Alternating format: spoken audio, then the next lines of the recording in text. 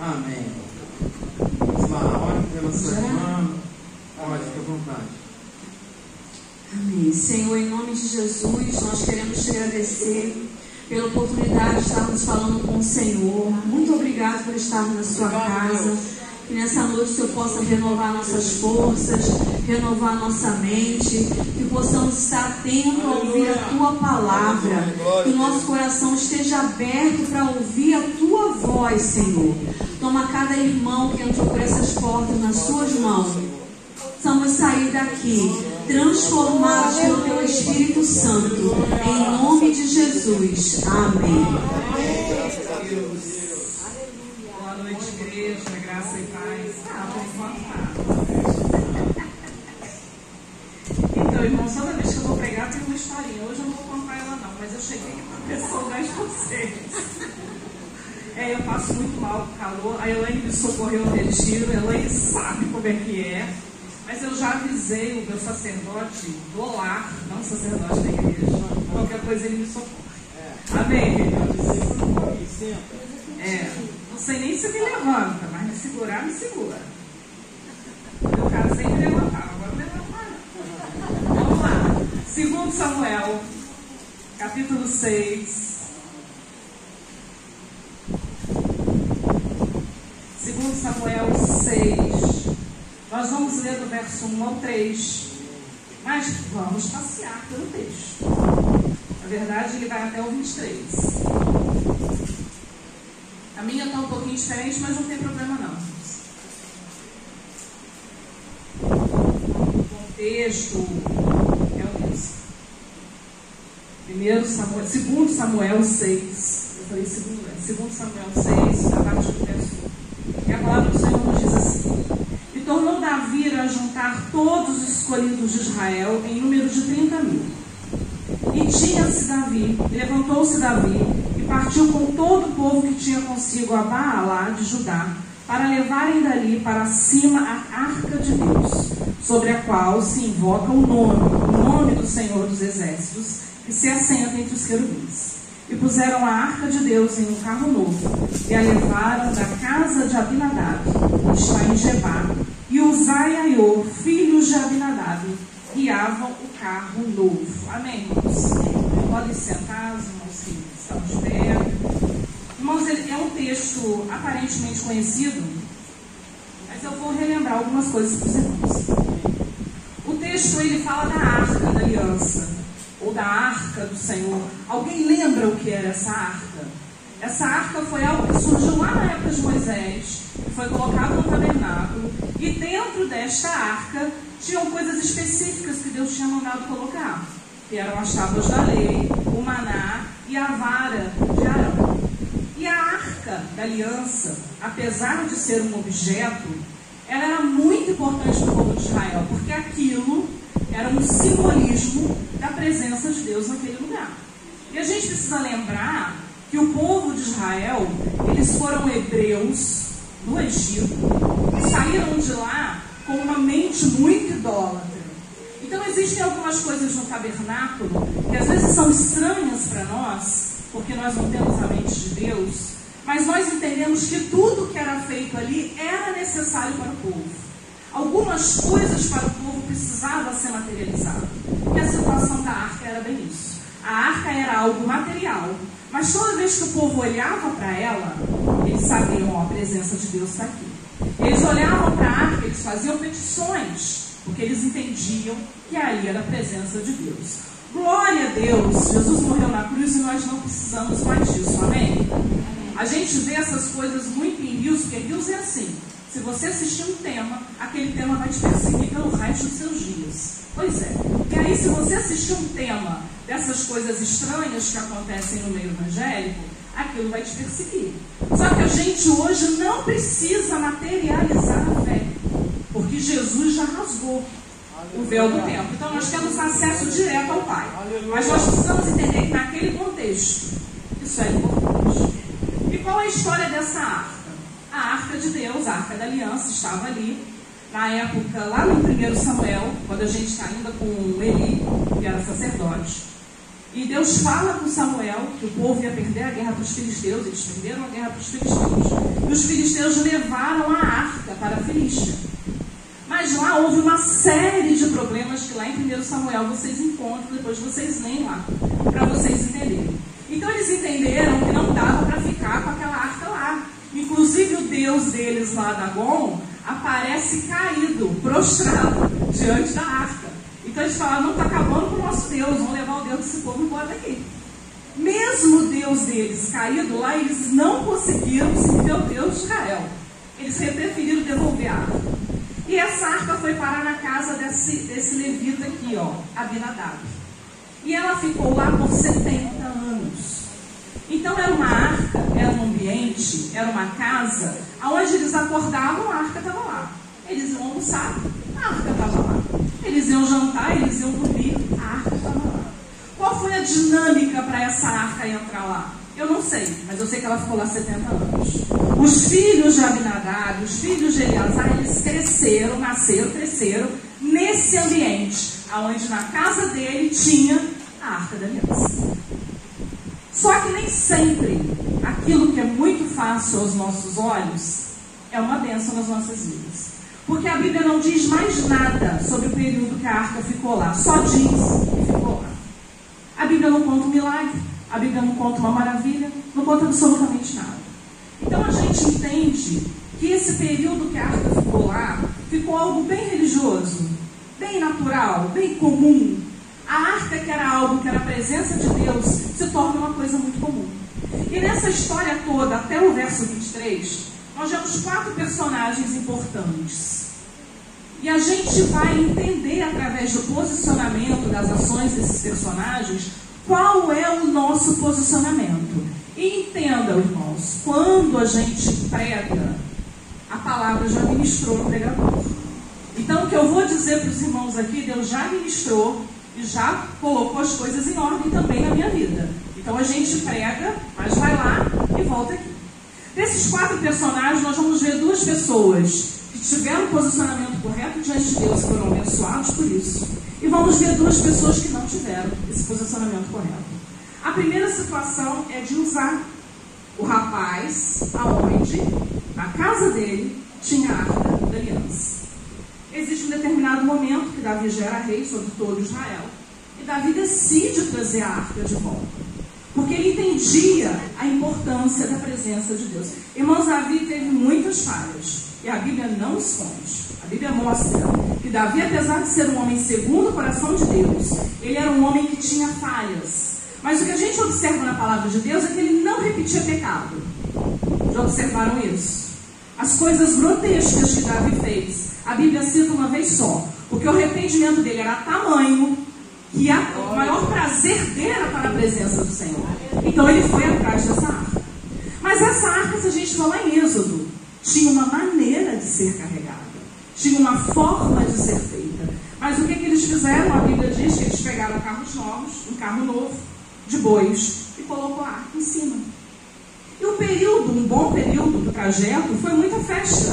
Porque a palavra de Deus diz, no verso 5, que eles se alegravam. Foram 3.000 soldados que foram ajudar nesse trajeto de uma arca, mais os levitas. Eles se alegravam com toda sorte de instrumentos de madeira, de harpa, de saltério, de tamborim, pandeiros, e tudo que podia, eles usaram para glorificar o nome do Senhor. E estava uma bênção.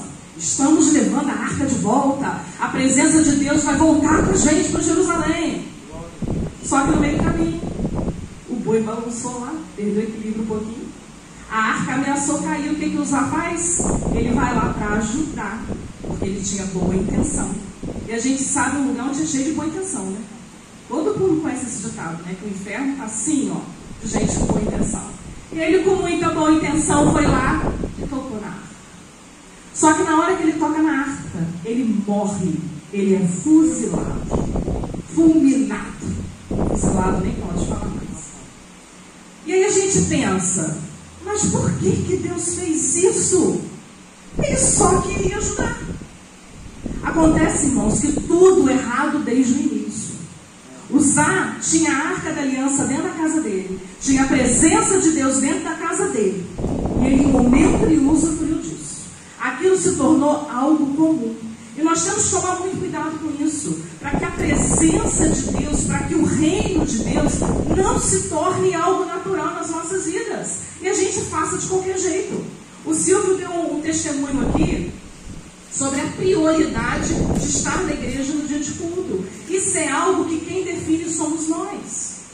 Não é porque eu não sou o pastor presidente, não é porque eu não estou na escala de louvor, que eu não vou priorizar os dias de culto e vou transformar os dias de culto como algo comum na minha vida. A hora que eu quiser, a igreja está aberta. A hora que eu precisar, eu mando uma mensagem para o pastor, eu mando uma mensagem para a pastora e sou atendida. Mas será que Deus tem isso para a tua vida? Vocês acham que o Jesus que morreu na cruz pelas nossas vidas, ele vai ficar usando intermediários para falar conosco, se nós temos acesso direto ao Pai? E era isso que eles estavam fazendo. E a lei dizia que essa arca tinha que ser levada nas costas dos levitas e não em carros de boi. Eles carregaram essa arca da mesma maneira que os filisteus carregavam os deuses deles. No coração deles, aquela imagem, aquele ensinamento errado dos filisteus estava ali no momento de carregar. Tudo errado. E Deus naquele momento mostra para Davi que as coisas não eram do jeito que estava na cabeça dele. Mas as coisas de Deus são feitas da maneira como Deus nos orienta. Nem sempre é a maneira mais fácil, nem sempre é a melhor maneira para o nosso coração, mas é a maneira que Ele quer que a coisa seja feita. E nós estamos aqui para obedecer, porque obedecer é melhor do que servir. E quando nós entendemos isso, quando nós andamos fazendo aquilo que é a vontade do Senhor, as bênçãos vêm sobre as nossas vidas. Nós temos vida abundante, nós temos testemunho para contar. E aí, irmãos, foi um desastre. Esse menino morre, Davi fica muito triste, Davi fica até preocupado. Como é que eu vou carregar agora? Como é que eu faço? Eu queria tanto essa arca lá em Jerusalém, mas como é que eu vou fazer? Só que aparece na história um outro homem. E esse homem é Obed-Edom. Esse homem sabia da história de Uzá? Sabia. Israel inteiro, a gente só sabendo da história de Uzá. Vocês acham que ele ficou sabendo? Não é que ele ficou sabendo.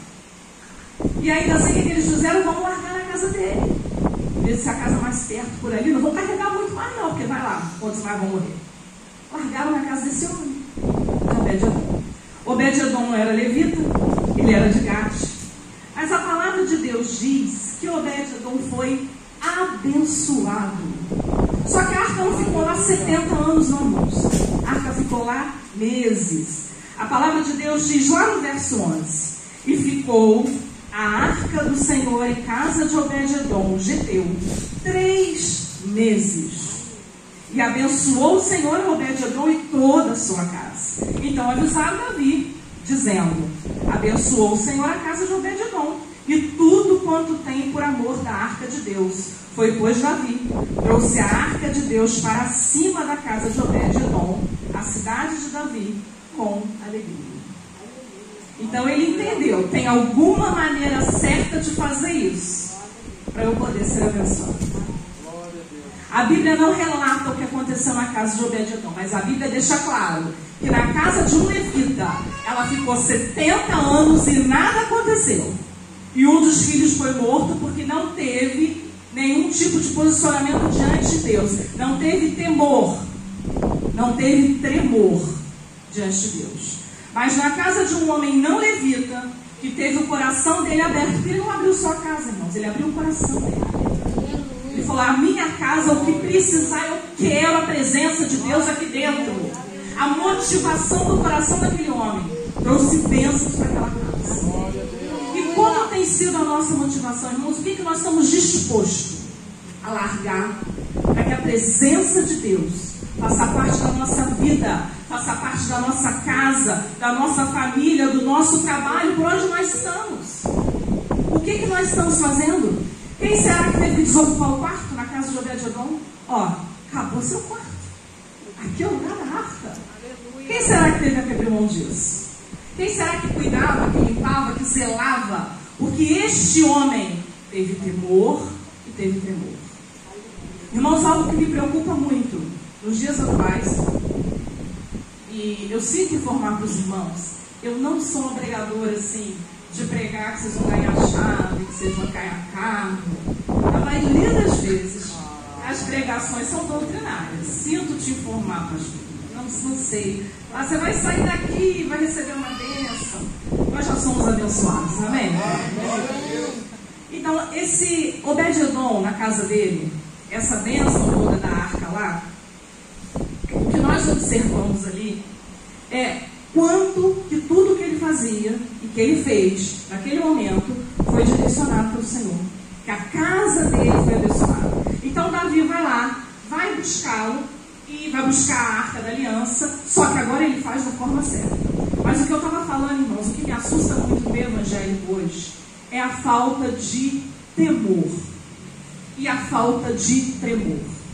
Porque hoje, agora eu vou começar a ficar repetitivo, agora eu sou nazareno, mas eu era repetitivo em outro lugar, agora eu vou ser repetitivo aqui. Hoje na internet, na rede social, nós temos um fast food de mensagens, um self-service. Você escolhe o que você quer ouvir. Ah, hoje eu estou triste, vou ouvir o Cláudio Duarte que eu ri um pouco. Ah, hoje eu estou rindo demais, tem que rir menos. Aí vou pegar uma pregação lá de Hernandes e vou dar uma dormidinha, né, de Augusto Nicodemos. Tem gente que não aguenta assistir, eu amo, tá gente, estou brincando, mas eu aprendo muito com eles, mas eu sei de gente que dorme quando assiste a pregação deles. Então você escolhe o que você quer ouvir. Mas será que aquilo que está no teu coração, o desejo do teu coração, é o que Deus tem para a tua vida? E nós temos o hábito de ler a Bíblia contra o nosso irmão. Hoje é uma mensagem doutrinária, de carregar a arca, de se posicionar. Aí qual é a nossa motivação? Qual é a nossa mania? Fulano tinha que estar aí hoje. Falta culto. Tem reunião, evento, não vem. Eu nem precisava estar aqui hoje ouvindo isso. Mas quem tinha que estar aqui, não veio. Está vendo, Senhor? Tem misericórdia. Nós somos de uma igreja, eu e o pastor, tinha uma senhorinha que toda a EBD ela levantava. Você vê o nosso programa com a EBD, ela e o Chico. Ela levantava e ela começava a orar. Senhor, por aqueles que não vêm no culto, ela entregando os pecados da igreja todo no meio da oração. A santa mulher, não sei como é que não foi arrebatada no período que a gente estava lá. Mas é a nossa tendência, irmãos. A gente ouvir a pregação e apontar para o lado. A gente precisa ler a palavra de Deus, ouvir a pregação contra nós. Em que momento o reino, a palavra de Deus, os cultos, a igreja não tem sido prioridade na minha vida? Porque eu posso não faltar, mas em algum momento eu deixei que essa casa fosse prioridade na minha vida? É isso que eu tenho que pensar. E hoje em dia, como a gente escuta o que quer, da hora que quer e da maneira que quer, a gente só escuta que Deus é bom. E Deus é bom? É. Deus é amor? É. Mas Deus é fogo consumidor. E Deus é justo. Eu falava muito isso lá na escola. Eu falei muito com os meus alunos. A pessoa não estuda nada, aí chega na hora da prova, ela vai orar para Deus abençoar. E o outro que estudou também vai orar. O que vocês acham que vai acontecer? Não precisa ser profeta, não precisa nem ser batizado com o Espírito Santo para saber o resultado disso, porque Deus é justo. A não ser que tenha um caso extraordinário, mas na maioria das vezes não é. A pessoa simplesmente foi pela fé, e pela fé ela vai tirar zero. Pela mesma fé que ela foi fazer a prova, pela mesma fé ela vai tirar zero. Porque Deus é justo, como Deus foi justo naquela situação. E aí Davi leva para a cidade, lá para Jerusalém, e é uma festa, e é uma grande alegria. Só que aí aparece uma outra pessoa nessa história, um outro personagem que é Mical. Quem conhece Mical? Era uma japonesinha, filha de Saul. Vocês não sabiam que ela era japonesa, não? Mas, gente, Mical não pode ser outra raça. Estou brincando, isso é bobeira. Eu já ouvi o pastor pregando isso, estou repetindo. Não. É filha de Saul, a gente tem um olhinho puxado. Então, a história de Mical também é muito interessante. Porque Mical, ela na verdade não foi prometida para Davi. Quem foi prometida foi Merabe. Mas a palavra de Deus diz que Mical amava Davi. E aí o pai achou interessante, vou dar Merabe para outro. Vou pegar Mical e vou dar para Davi. Que também não foi tão simples assim. Ele teve que fazer uma série de coisas para conseguir Mical. E ele casa com Mical. Mas mesmo casado com Mical, Saul era muito perturbado. Pensa no camarada que ia dar um dinheiro bom hoje para psiquiatra, era Saul. Altamente perturbado. Ele tenta matar Davi, ele persegue Davi. E a gente entende, irmãos, muito interessante na história de Davi, que tudo que Davi passou antes de tornar rei foi necessário, importante para o crescimento dele, naquele ministério, naquele que ele ia fazer. E muitas vezes nós desistimos no meio do caminho, porque a gente fala, nossa, mas eu não estou perseguindo. É tanta luta, tanta perturbação na minha cabeça. Se Deus me ungiu, se Deus disse para mim que o reino é meu, eu não tenho que esperar Saul morrer. É só eu tomar posse daquilo que Deus disse que é meu. Mas tinha tempo, porque para Deus há tempo para todas as coisas. E aí há uma necessidade dele fugir, Mical fica para trás. Nesse meio tempo, Davi se casa outras vezes. E quando ele definitivamente assume o reino, ele manda buscar Mical. Eu creio, irmãs e irmãs, que essa mulher era cheia de murmuração. Essa mulher não tinha mais família. Afinal de contas, só sobrou o sobrinho, que era aleijado. Morreu a família inteira. Até os irmãos, por parte de pai, morreram. Sobrou ninguém. Motivo para murmurar, essa mulher tinha.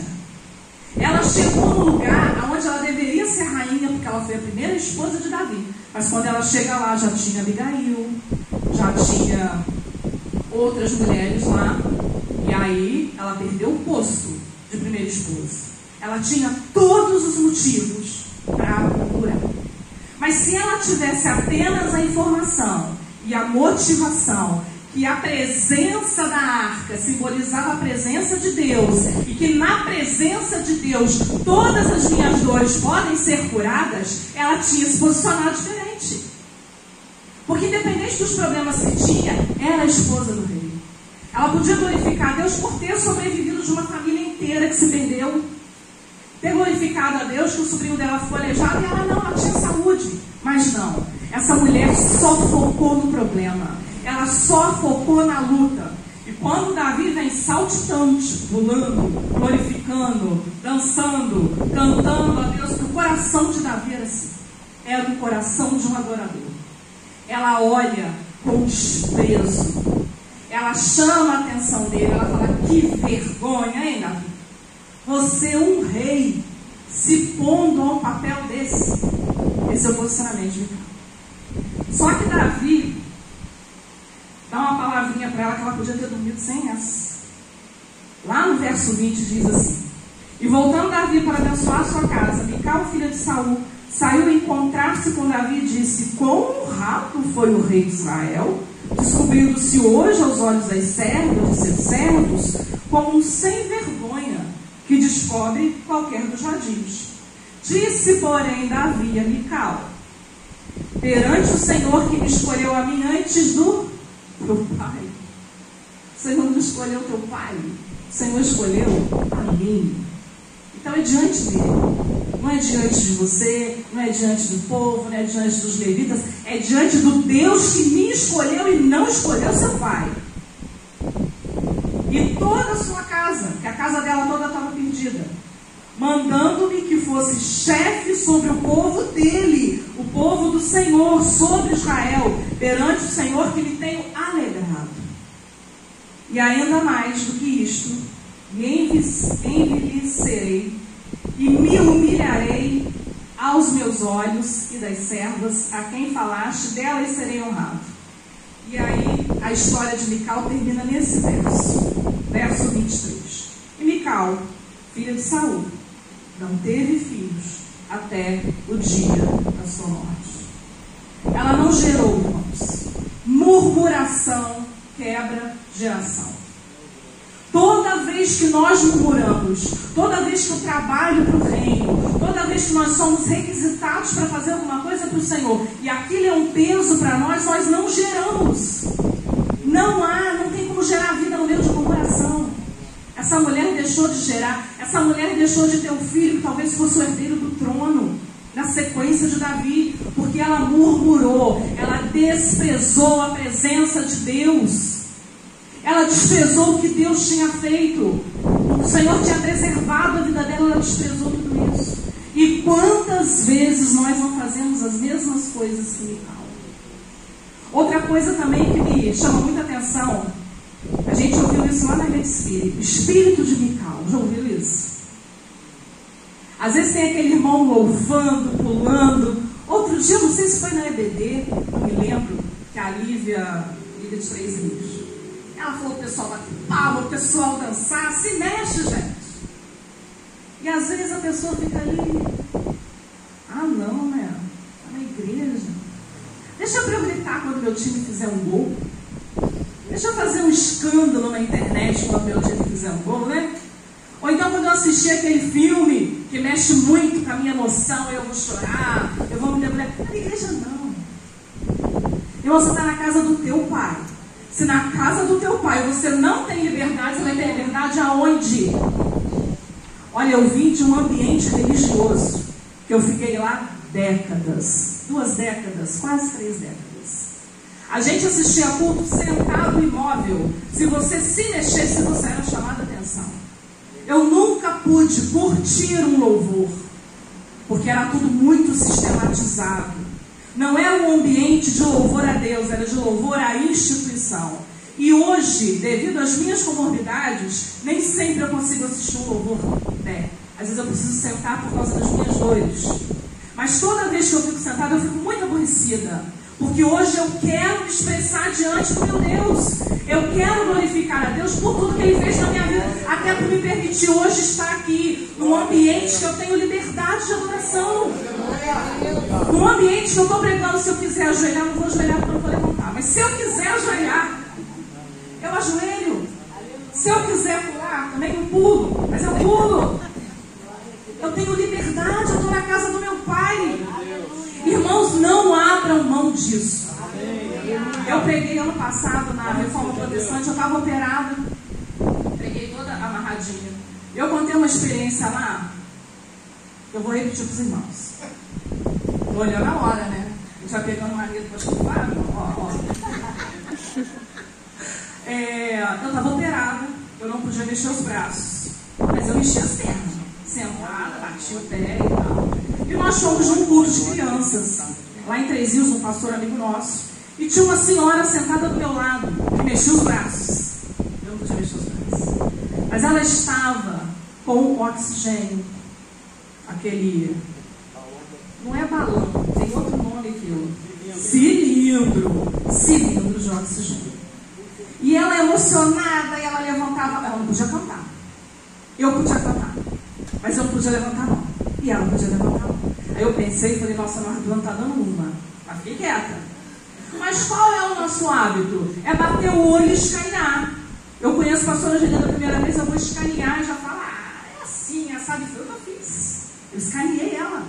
Ela chorando muito, ela emocionada muito. O que eu pensei? Se converteu. Deu doença, ficou doente, se converteu. E está chorando porque está pedindo cura. Escaneei inteirinha. Mas não falei, né? Fiquei quieta. Então, ainda brinquei com ela. Falei, você levanta o braço que eu canto. E a gente vai glorificando a Deus assim. E no finalzinho, uma das irmãs vai honrar a vida dela. Foi discípula daquela mulher. As professoras que estavam lá ministrando foram discípulas daquela mulher. E a mulher foi com um cilindro de oxigênio para um lugar que ela não podia se mexer. Aleluia. Ela podia levantar os braços, mas nem pé ela conseguia ficar. E aquilo eu fiquei com muita vergonha. Fiquei com pouca não. Porque às vezes, irmãos, a gente acha que faz muito para Deus. Mas quando chegar no céu, qual a desculpa que você vai dar? Quando ele te falar que a serva dele foi para a igreja com cilindro de oxigênio, ela não conseguia cantar, mas a adoração dela estava nos braços dela, que era o que dava para ela fazer. E nós não usamos, irmãos, tudo que nós temos. Nós não usamos o nosso corpo, a nossa emoção, a nossa mente para louvor do nome de Deus, para trabalhar para o reino de Deus. Nós também fomos de uma outra igreja que tinha uma senhorinha, que ela tinha uma perna encurtada, ela andava com uma bengala, e a mãe do meu esposo na época desceu, e para ir para a casa da minha sogra, ela dependia de 2 condições. Aquela mulher não faltava culto. Aquela mulher não faltava visita. Às vezes você chegava na igreja e perguntava pelo marido, não sabia nem onde o marido estava. Mas ela estava na igreja. Ela não faltava culto. Aí a gente falava, gente, mas por que o Senhor não cura ela? Já que ela é tão fiel, né? O Senhor não cura ela para eu ficar com vergonha. Quando eu dou uma desculpa esfarrapada para Deus que eu não pude ir para a igreja. Aí eu fico com vergonha. Aí eu podia ter ido. Eu não estou nessas condições. Eu tinha como ir. Então nós vamos ver muitas situações que são aprendizado para nós. E nós não podemos abrir mão disso. Davi não abriu mão. Ele era rei. Ele não precisava ter se colocado daquela forma. Mas qual era a motivação do coração de Davi? A motivação dele era estar na casa do Pai. Porque ele diz o seguinte: alegrei-me quando me disseram, vamos à casa do Senhor. Nem igreja tinha. Não tinha templo ainda. Mas ele preferia estar na presença de Deus do que no palácio sendo servido. E ele estava no direito dele de ser servido. Ele era rei, separado por Deus, escolhido por Deus. Mas o prazer de Davi era estar na presença de Deus. Irmãos, qual tem sido o nosso prazer? O nosso fôlego de vida é para o quê? Nós precisamos pensar, nós precisamos analisar isso, colocar a nossa vida diante de Deus e nos escanear. Senhor, o que eu tenho faltado contigo? O que eu tenho deixado de fazer pelo reino? Que decisões eu tenho deixado de tomar? Porque eu tenho colocado as minhas questões à frente. E se você quer justificar para os pastores, está justificado, irmãos. Mas Deus conhece o teu coração. Deus conhece até onde você consegue ir. Eu não conheço. Às vezes quando nós estamos pedalando, eu falo para ele, eu não aguento mais. E ele diz para mim assim, você não sabe até onde você aguenta. E às vezes eu aguento mais um pouquinho, né? Ele insiste, eu consigo andar um pouquinho mais. Às vezes eu sinto muitas dores, a gente precisa voltar. Mas é bem isso. A gente pode muito mais do que a gente faz, até com calor. Eu achei que não dava conta de pregar hoje. E o Senhor está me sustentando com esse calor todo. Quanto mais nós podemos fazer, se permita ser usado por Deus. Usufrua do que Deus tem colocado na tua vida. Então nós vimos aqui, vou repetir, Uzá, que foi fulminado, porque não fez da forma certa, não usufruiu da presença da arca na casa dele. Nós vimos a vida de Obed-Edom, um homem que nem era hebreu, que nem era do povo de Israel, mas que teve disponibilidade de receber a arca na casa dele, que teve disponibilidade, ele quis a presença de Deus na vida dele, não importava o preço, ele não teve medo nem de morrer. Não, eu quero a arca aqui, vai botar a arca aqui, quero a arca aqui, quero a presença de Deus na minha vida. Um homem que foi abençoado. Mical, uma mulher que tinha tudo para dar certo e se tornou uma mulher estéril. Porque se nós formos comparar com a Abigail, irmãos, a Abigail também podia ser murmuradora. Ela tinha um homem que era um cão. Era um cão. Cão em forma de gente, era aquele marido dela. E Deus mata o marido dela. E torna ela esposa de Davi. Era uma mulher sábia, uma mulher mansa, uma mulher que fazia tudo que Deus orientava para ela. Então ela também tinha motivo. Motivo para murmurar, todos nós temos. A diferença é o que nós fazemos com esses motivos. Se nós colocamos diante de Deus, porque cremos que Ele é todo poderoso, porque a gente fala isso, não, o meu Deus é vivo. Eu não sirvo o Deus morto que tem que carregar, o meu Deus é vivo. Mas será que eu realmente confio nesse Deus vivo que eu digo que sirvo? Será que eu tenho todos os dias colocado diante dele as minhas necessidades, as minhas angústias, as minhas falhas? E pedindo a Ele para me dar força, para me sustentar, para me ajudar a tomar a decisão certa. Porque tomar decisões certas não é fácil.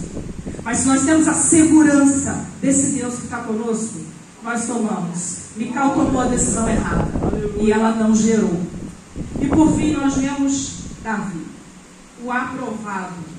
Aprovado porque ele é perfeito, irmãos? Não. Davi não era perfeito. A palavra de Deus mostra quantas falhas Davi teve. Mas a palavra de Deus mostra que o coração de Davi era como o coração do Senhor. O maior desejo, tudo de valor da vida dele, era estar aos pés do Senhor. Ele diz, não me lances fora da tua presença, ó Deus. Não desvies de mim o teu Espírito Santo. Irmãos, essa tem que ser a nossa oração diária. Independente das nossas questões nessa terra, algumas serão resolvidas. Glória a Deus por isso. Mas outras não serão agora, ou não serão nesta vida. Porque tudo está sob o controle de Deus. Quem crê que o Senhor tem o controle de todas as coisas? Eu creio. Eu não tenho controle, mas Ele tem o controle de todas as coisas. Davi sabia disso. Davi honrava isso. E nós precisamos honrar isso nas nossas vidas. Davi não tinha medo de se humilhar diante do povo. Quando Davi estava fugindo de Absalão, que eu esqueci o nome dele, que vai amaldiçoar ele. Depois Salomão mata ele. Simei vai diante de Davi, começa a amaldiçoar ele. O exército diz assim: não, a gente mata não. Quem sabe assim Deus tem misericórdia de mim. Ele se veste de saco, ele joga cinzas, ele se humilha. Ele sendo perseguido, ele estando dentro da razão dele, porque o filho estava perseguindo ele. E ele mesmo assim, ele se humilha, porque a humilhação dele era diante de Deus. Quando o pastor, a pastora, quando quem está ministrando diz assim: olha, vem para cá, nós vamos orar por você, vem para o altar. Quantas vezes a gente não vem ao altar preocupado com o que o outro vai falar? Ah, não vou humilhar não, eu tenho serviço na igreja. Se eu for lá para o altar, o que o pessoal vai pensar? Lá tem serviço na igreja, está indo para o altar. Eu estou indo para o altar porque eu preciso do altar. Eu sou totalmente dependente de Deus. Eu não consigo fazer nada pela força do meu braço, irmãos. Eu sou totalmente dependente dEle. A minha família, a minha casa, o meu trabalho, tudo eu coloco nas mãos dEle. Porque se Ele não for à frente, eu não consigo. Então venha ao altar. Quando o pastor diz: você quer entregar sua vida para Jesus? Você quer se reconciliar com Jesus? O que você precisa? Faça e mude a trajetória da tua vida. Eu falo muito de João, dos encontros, né, que tem em João. Mas aquela mulher lá de Samaria, quando ela tem encontro com Jesus, a vida dela muda. Porque ela não tinha mais solução, nem dentro do fundo do poço tinha mais solução para ela. E ela larga aquele cântaro para lá e ela começa a falar daquilo que queima dentro dela. Nós não podemos falar daquilo que não queima dentro de nós. Por isso nós precisamos nos posicionar. Nós precisamos tomar decisões acertadas diante de Deus. Então Davi não tinha medo.